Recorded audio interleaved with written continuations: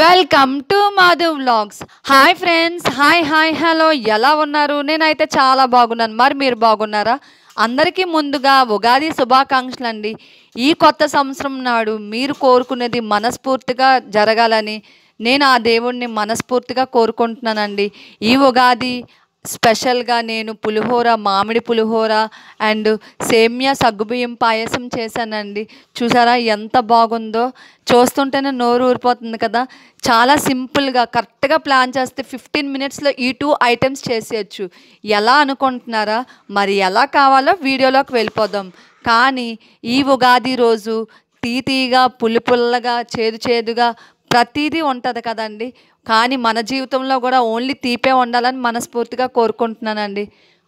ఒక కుక్కర్ గిన్నె తీసుకొని 1 గ్లాస్ బియ్యం తీసుకొని కడుక్కొని 1.5 గ్లాసెస్ వాటర్ యాడ్ చేసుకొని 1 టేబుల్ స్పూన్ పసుపు, 1 టేబుల్ స్పూన్ ఆయిల్ యాడ్ చేసుకొని స్టవ్ వెలిగించి కుక్కర్ మూత పెట్టి 3 విజిల్స్ వచ్చేంత వరకు ఉడికించుకోవాలి. ఈలోపు మనం పాయసానికి రెడీ చేసుకుందాం. ఫస్ట్లీ స్టవ్ వెలిగించుకొని 1 ప్యాన్ పెట్టుకొని 1 టేబుల్ స్పూన్ నెయ్యి యాడ్ చేసుకొని దాంట్లో మనకి డ్రై ఫ్రూట్స్, మనకి పాయసంకి ఏమేమి కావాలో అన్ని డ్రై ఫ్రూట్స్ ఒక్కొక్క దాని తర్వాత ఒకటి వేయించుకోవాలి. నేను ఫస్ట్ కిస్మిస్ వేయించుకున్నానండి. కిస్మిస్ బంగారు మొక్కపొడుకు రంగులోకి వచ్చి రాగాలని మనం తీసి పక్కన పెట్టుకోవాలి.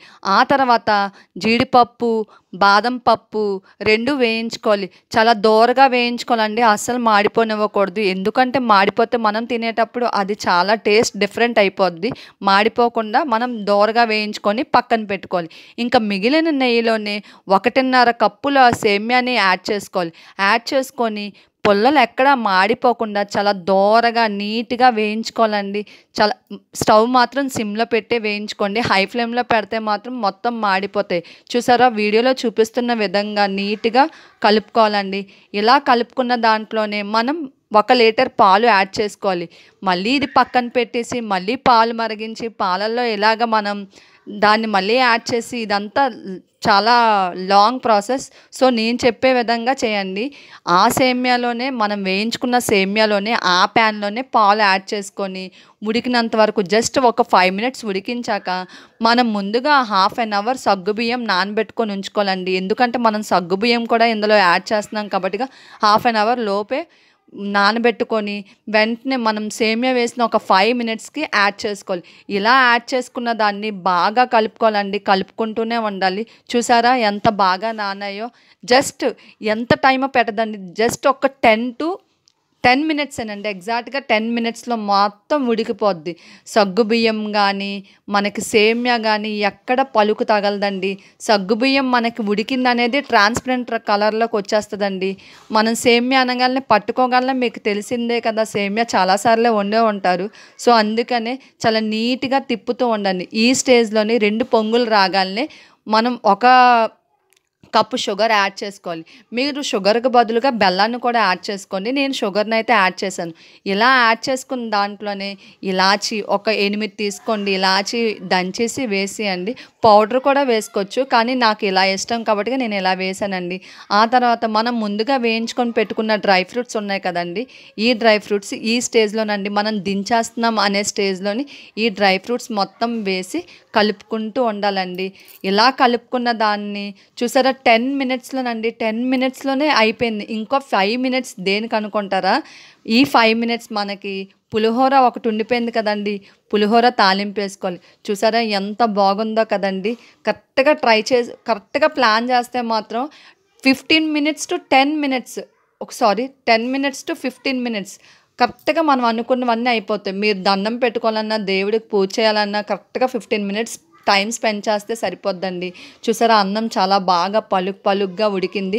నేనైతే 2 విజిల్స్కే ఆపేసానండి. మీరు కూడా 2 విజిల్స్కే ఆపేయండి గ్యాస్ గటన. చూసారా ఎంత బాగుందో. దీన్ని మనకి పొగల గట తడిగా ఉంటుంది కదండి లోపల గటన, మనం ఒక గిన్నెలోకి ట్రాన్స్ఫర్ చేసుకుందాం. ట్రాన్స్ఫర్ చేసుకున్న దాంట్లోని బాగా కలిపేసి అన్నం ఆరేంత వరకు పక్కన పెట్టుకుందాం. ఈలోపు ఒక బాండి తీసుకుందాం. దాన్ని స్టవ్ మీద పెట్టి స్టవ్ వెలిగించి దీనికి మస్ట్ అండ్ షుడ్గా ఉండాల్సింది వేరుశనగ నూనె అండి. వేరుశనగ నూనె అయితేనే ఈ పులిహోర ఎక్సలెంట్గా ఉంటుంది.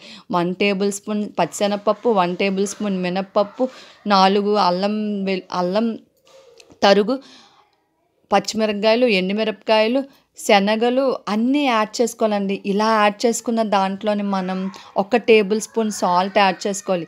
ఇప్పుడొస్తుందండి అసలైన సీక్రెట్ ఇంగ్రీడియంట్. ఇంకేంటండి ఇంగువ. ఇంగువ ఏస్తే మామిడికాయ పులిహోరకి వేరే లెవెల్ వచ్చిద్ది టేస్ట్. సో, నేను ఫస్ట్ టైమ్ ట్రై చేస్తున్నానండి. మీరు కూడా ట్రై చేయండి. ఆ తర్వాత 1 కప్ మనం మామిడి తురుమును యాడ్ చేసుకోవాలి. మామిడి తురుము మనం అన్నంలో కూడా కలుపుకోవచ్చు. కానీ దీంట్లో వేసుకుంటే మాత్రం పచ్చి వాసన అంతా పోద్ది. ఇలా పచ్చి వాసన పోయిన తర్వాత మనం ఇది అన్నంలోకి ట్రాన్స్‌ఫర్ చేసుకొని చక్కగా బాగా కలుపుకుంటూ పలుకు ఎక్కడ మనకి ప్రతి పలుకులోని కలపాలండి. అంత బావుంటదండి టేస్ట్. చూసారా ఎంత బాగుందో కదండీ! మామిడికాయ పులిహోర అనేది మనకి ఉగాది స్పెషల్ అంటేనే మామిడికాయ. మామిడికాయ లేనిదే మనకి ఏది జరగదు. సో, మీ లైఫ్‌లో కూడానా తీపి, పులుపు అన్నీ ఉండాలని మనస్ఫూర్తిగా కోరుకుంటున్నానండి. చేదు మాత్రం ఉండకూడదండి. ఎందుకంటే చేదు ఎలా ఉంటదంటే మనకి జ్ఞాపకాలు గూడా మనం ఎంత మెమరబుల్ మూమెంట్స్ అయినా ముందు మనకు గుర్తొచ్చేవి చేదు జ్ఞాపకాలే. మీ లైఫ్‌లో ఎలాంటి చేదు ఉండకుండా తీపిగా మీ లైఫ్‌లో మీరు అనుకున్నది అన్నీ నిజంగా జరగాలని ఆ దేవుడిని నేను మనస్ఫూర్తిగా కోరుకుంటున్నాను.